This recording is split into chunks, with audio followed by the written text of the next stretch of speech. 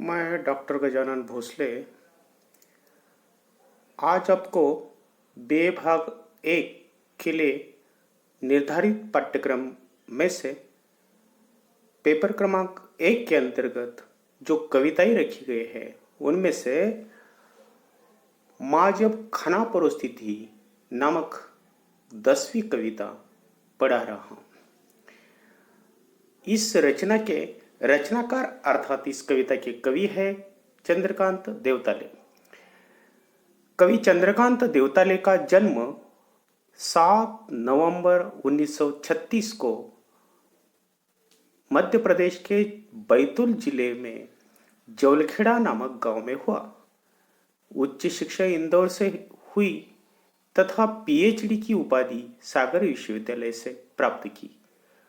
आप हिंदी के प्राध्यापक तथा आवेश और जमीन लघु पत्रिकाओं के सलाहकार संपादक भी रहे हैं। कवि देवताले जी 1960 के बाद वैचारिक और सामूहिक आंतरिक और बाह्य दोनों ही धरातलों पर गतिशील होने वाले कवि हैं।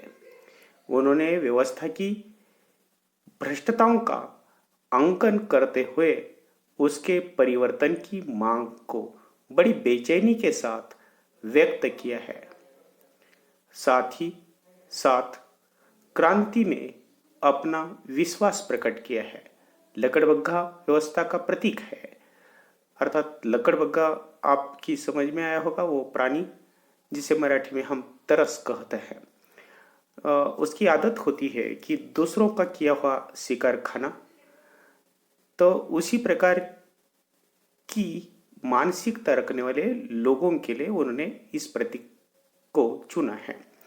व्यवस्था अपना उल्लू सीधा करने में कामयाब होती रहती है। व्यवस्था दलितों का हमदर्द घोषित तो करती है पर महज एक नाटक।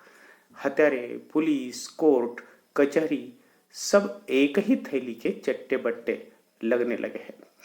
उनकी पारिवारिक जीवन की कविताएं एकदम साफ और निर्भीक स्वर में आदमी को आदमी की असलियत का एहसास दिलाती है।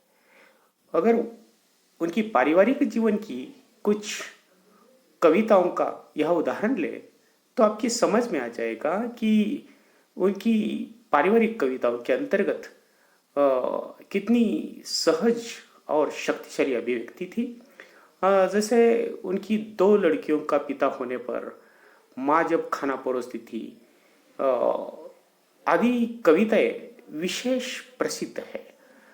तो माँ जब खाना परोसती थी नामक कविता तो आपके अध्ययन के लिए है ही, लेकिन माँ पर नहीं लिख सकता कविता नामक उनकी एक कविता है कि जो माँ पर लिखी हुई हिंदी की कविताओं में शीर्ष स्थानों पर एक कविता है, जिसके अंतर्गत वे यह समझाना चाहते हैं कि मैं आकाश, बाघ, समुंदर किसी को भी अपने कविता रूपी शब्दों के अंतर्गत बांध सकता हूं, लेकिन माँ पर कविता लिखना मेरे बस की बात नहीं है। ऐसा कवि कविता के अंतर्गत घोषित करता है, क्योंकि उन्हें याद आता है कि माँ अपने बच्चे के लिए, अपने बेटे के लिए कितना कुछ करती है। उन्हें याद आता है कि बचपन में मूंगफलियों के दाने हाथ पर रखते वक्त माँ अपने बच्चे के प्रति कितना स्नेह रखती है। माँ कभी कभी भूखी रहती है लेकिन अपने बच्चे को खिलाती है, और यह माँ की महत्ता उन्होंने कविता के अंतर्गत चित्रित की है। उनकी 2 लड़कियों के पिता होने पर नामक कविता स्वानुभूत कविता है कि उनकी 2 लड़कियां थी, अर्थात है कवि अब नहीं रहे, लेकिन उनकी 2 लड़कियां कि जिन लड़कियों का पिता होने पर उन्हें गर्व तो था, लेकिन कभी कभी समाज में लड़कियों के प्रति जो बर्ताव है उसे देखकर वे अंदर ही अंदर कांप जाते हैं, उसका चित्रण वे करते हैं। साथ ही साथ उन्हें अपने पैरों पर खड़ा करने के लिए वे हमेशा यानी चिंतित रहते हैं और साथ ही साथ उन्हें साथ देने का प्रयास करते हैं। अब कवि देवताली जी के साहित्य के परिचय के बारे में थोड़ी जानकारी प्राप्त करेंगे। जैसे कि अ, देवताली जी का जो साहित्य है, अर्थात उनकी रचनाएं हैं, उसमें लगभग 10 काव्य संग्रह है, जिसमें दीवारों पर खून से लकड़बग्गा हंस रहा है, रोशनी के मैदान की तरफ भूखंड तप रहा है, आग हर चीज में बताई गई थी आदि कवि संग्रह का यह उल्लेख है। लेकिन इसके अलावा पत्थर की बेंच और पत्थर फेंक रहा हूँ, इतनी पत्थर रोशनी जैसे जो कवि संग्रह है उनका उल्लेख यहाँ नहीं है। इसके अलावा बहुत सी कविताओं को इकट्ठा करके कुछ संग्रह उन्होंने बनाए हैं, कुछ संग्रह अन्य लोगों के द्वारा संपादित किए गए हैं। उसके बाद उनने अनुवाद भी किया है। मराठी के कवि दिलीप चित्रे उनके विशेष मित्र थे। उनके घर पर, दिलीप चित्रे जी के घर पर ही मेरी और उनकी भी मुलाकात हुई है। दिलीप चित्रा जी की कविताओं का उन्होंने अनुवाद किया है। उनके लिए जो सम्मान और पुरस्कार प्राप्त हुए, उनमें उन्हें कविताओं के लिए मुक्तिबोध फेलोशिप प्राप्त हुई थी। माखनलाल चतुर्वेदी पुरस्कार प्राप्त हुआ था। मध्य प्रदेश शासन की ओर से 1986-87 का आदर्श साहित्यकार पुरस्कार प्राप्त हुआ है। इटली के अंतर्राष्ट्रीय कविता समारोह में उनका सहभाग रहा है। देवताली जी हिंदी के उन श्रेष्ठ कवियों में गिने जाते हैं जिन्होंने अपनी कविता में भारतीय नारी के विभिन्न रूप, उनका दुख दर्द, पीड़ा, व्यथा, वेदना एवं संघर्ष को रेखांकित किया है। माँ जब खाना परोसती थी कविता लकड़बग्गा हंस रहा है काव्य संग्रह में संकलित है। कवि देवताले अपनी माँ जब खाना परोसती थी कविता में माँ बेटे का स्नेह, सेवा भाव, चिंता को अंकित करती है। माँ जब खाना परोसती थी, जब तक वह खाना नहीं परोसती तब तक कवि बचपन में अपना पेट ही नहीं भरता था, इसे याद करता है। वह सभी के भूख प्यास को रत्ती रत्ती जानती थी। बेटे के आधा पेट खाए उठने पर बड़बड़ाती रहती थी। न जाने किस भगवान को वह कोसती रहती थी, इसका पता नहीं चलता। लेकिन अपने बीबी बच्चों के साथ जब कवि आराम से खाना खा रहे, तब कवि को याद आता है कि माँ जब खाना परोसती थी उस समय खाने की जो बेचैनी थी, भूख जो तड़पा रही थी, और माँ के हाथ के खाना खाने की जो बेहद इच्छा मन में होती थी, उतनी वैसी राहत अब नहीं मिलती। इस कविता के अंतर्गत उन्हीं भावों को वे अभिव्यक्त करता है। जैसे देखिए, कवि यहाँ कविता का नाम ही है माँ जब खाना परोसती थी। शुरू में कहते, वे दिन बहुत दूर हो गए हैं जब माँ के बिना परसे खाना पेट ही नहीं भरता था। वे दिन अथाह कुएं में छूटकर गिरी पीतल की चमकदार बाल्टी की तरह अभी भी दबे है, शायद कहीं गहरे। जैसे आप लोगों को पता है कि बचपन की कोई ऐसी विशेष याद देने वाली बात हमारे जहन में कहीं कहीं, मन में कहीं न कहीं कोने में दबी हुई होती है। उसे याद करते ही पूरा का पूरा वो वास्तव दर्शन ही हमारे सामने खड़ा हो जाता है। उसी प्रकार यहाँ कवि कहते हैं कि वे दिन बहुत दूर हो गए, यानी बचपन के दिन बहुत दूर हो गए जब माँ खाना परोसती थी और कवि खाते थे। अब कवि बड़े हो गए, नौकरी करने लगे, उनकी बीवी बच्चे हैं, लेकिन वह बातें बहुत इतनी पुरानी होकर भी कवि को वैसी की वैसी ताजा याद आती है। कौन सी बात? तो माँ के बिना पर से पेट ही नहीं भरता था। यानी अगर घर में माँ परोसने नहीं आती, खाना खिलाने नहीं आती, तो पेट ही नहीं भरता था। इसलिए माँ की वो बातें कवि को आज याद आती है। वे दिन अथाह कुएं में छुटकर गिरी पीतल की चमकदार बाल्टी की तरह।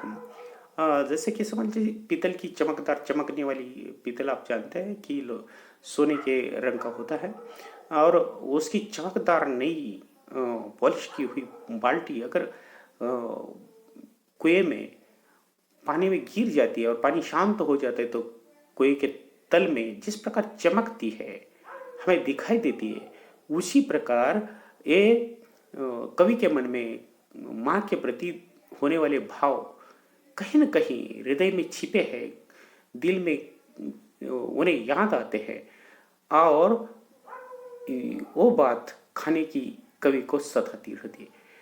आगे कवि कहते हैं कि फिर वो दिन आए जब माँ की मौजूदगी में कौर निगलना तक दुश्वार होने लगा था, जबकि वह अपने सबसे छोटे और बेकार बेटे के लिए घी की कटोरी लेना कभी नहीं भूलती थी। अर्थात कवि अपने घर में सबसे छोटे हैं।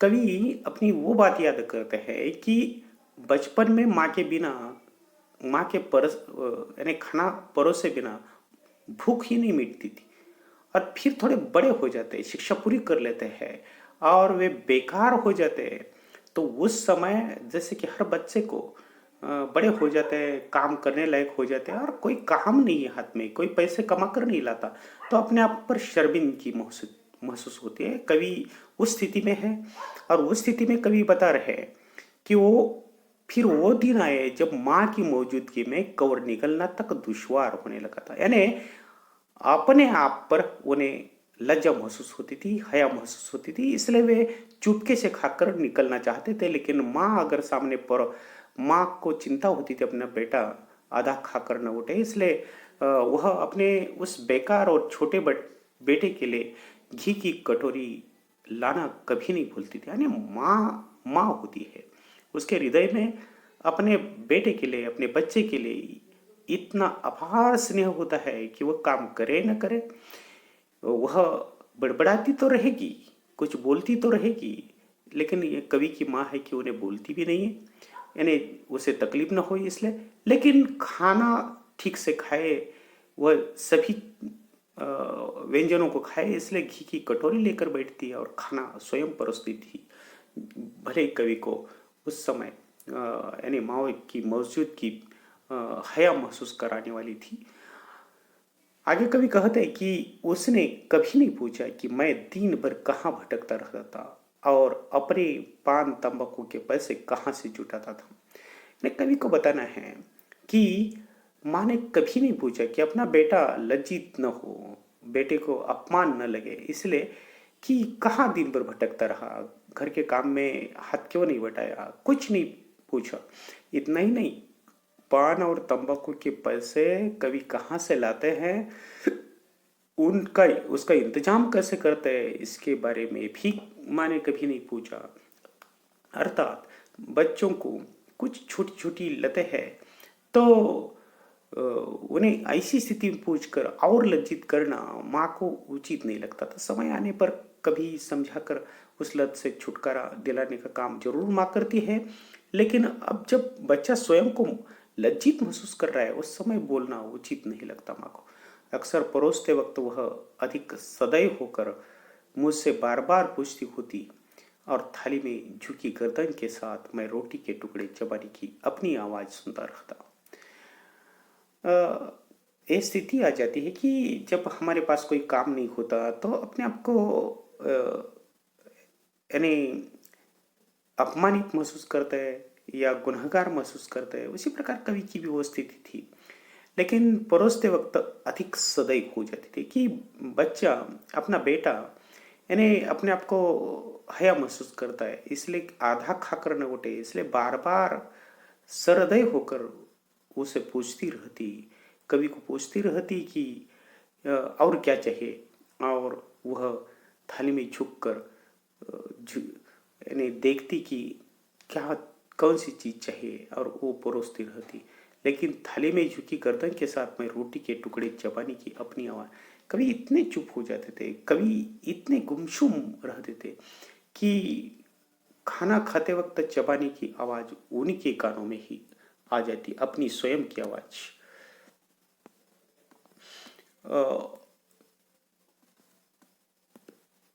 आगे कवि ने लिखा है कि वह मेरी भूख और प्यास को रत्ती रत्ती पहचानती थी, और मेरे अक्सर अधपेट खाए उठने पर बाद में जूठे बर्तन अबेरते चौके में अकेले बड़बड़ाती रहती थी, बरामदे में छिप कर। यानी माँ के खाना परोसने के बाद कभी खाकर उठते तो हर माँ अपने बेटे को, अपने बच्चे को जानती है, घर के हर सदस्य को जानती कि उसकी भूख कितनी है और वह किस ढंग से खा रहा है, अनमने भाव से खा रहा है या ठीक ढंग से खा रहा है। कभी खाकर उठते तो कवई माँ को लगता कि वह आधा पेट खाकर उठा है, इसलिए वह अधपेट खाए उठने पर बाद में जूठे बर्तन अबेरते वक्त, अर्थात जूठे बर्तनों को अबेरते वक्त, उन्हें साफ सुथरा करते वक्त वह किचन में अकेली बड़बड़ाती रहती। मेरे कान उसके हर शब्द को लपक लेते थे और आखिर में उसका भगवान के लिए बड़बड़ाना, अर्थात हर माँ को लगता है कि जो कुछ देता है भगवान देता है। अपने बच्चे को नौकरी नहीं मिल रही, वो कमाता नहीं है, इसलिए लज्जित होता है, तो यह दोष पूरा का पूरा भगवान का है, ऐसा उसे लगता है। और इसलिए भगवान के लिए वो बड़बड़ाती रहती है, अपना गुस्सा भगवान पर उतारती रहती है, ताकि बेटे को इस प्रकार का जीवन, अपमानित जीवन जीना न पड़े।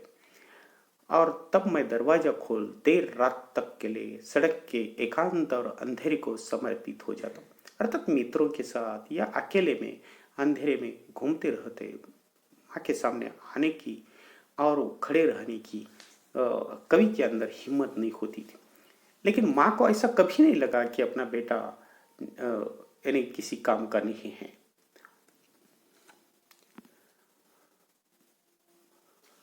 अब एक दिन भी उस कुएं में लोहे की वजनी बाल्टी की तरह पड़े होंगे, अपने बीवी बच्चों के साथ खाते हुए अब खाने की वैसी राहत और बेचैनी दोनों ही गायब हो गई है।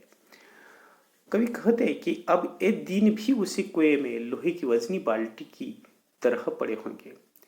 यानी आज के दिन, अर्थात बीवी बच्चों के साथ जब कभी खाना खाते हैं और मजे में खाते हैं, तो उसकी तुलना वे लोहे की बाल्टी की तरह करते हैं, साथ करते हैं। अर्थात माँ जब खाना परोसती थी वो पीतल की बाल्टी की तरह लगता है, और यहाँ इस समय लोहे की बाल्टी की वे उपमा देते हैं और कहते हैं अपने बीवी बच्चों के साथ खाते हुए अब खाने की वैसी राहत और बेचैनी दोनों ही गायब हो गई।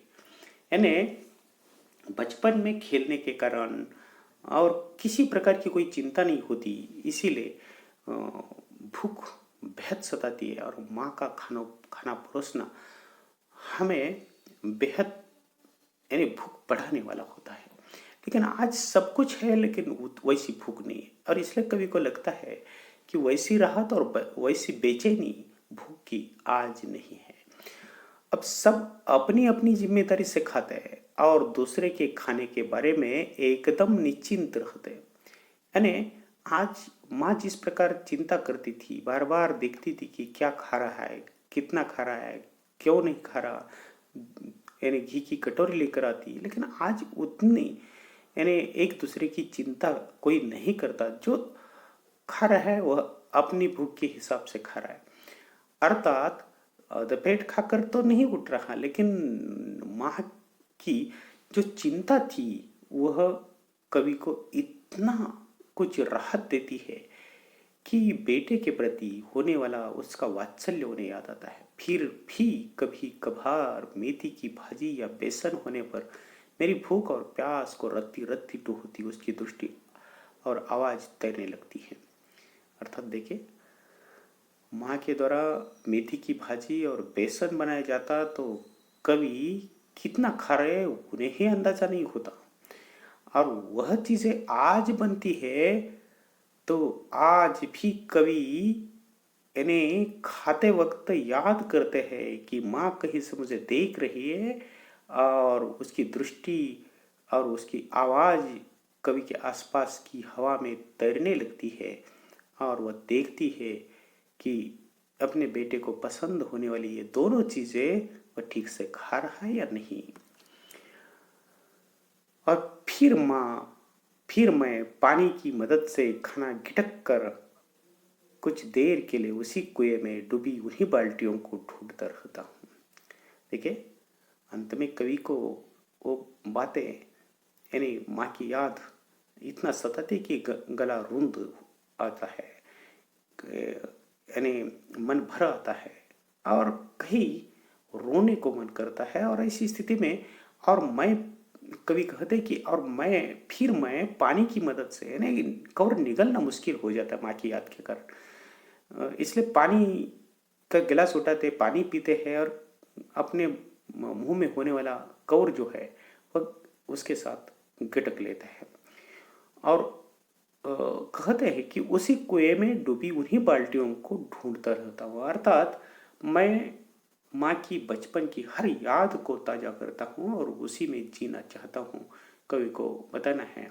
और इसलिए कवि ने शीर्षक ही दिया है कि माँ जब खाना परोसती थी। अर्थात माँ दुनिया में सबसे श्रेष्ठ है और सबसे अधिक वात्सल्य देने वाली कवि को उन्हीं बातों को अपने व्यक्तिगत बातों के माध्यम से सभी के साथ शेयर करना है। तो धन्यवाद दोस्तों, आपने ये कविता ठीक ढंग से समझ ली होगी। इस अपेक्षा के साथ मैं यहाँ रुकता हूँ।